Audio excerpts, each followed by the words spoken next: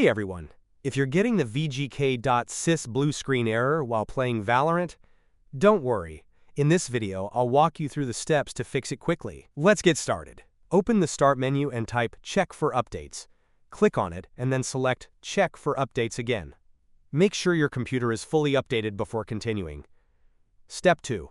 Open the Start menu and type Services, then click on it. In the list, click once on any service, then press V on your keyboard to jump to services starting with V.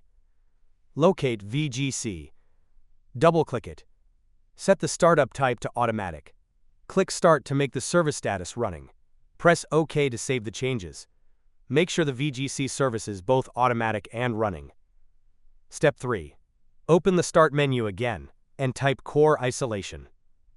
Click on it and make sure memory integrity is turned on. If prompted, click Yes to confirm. Step 4.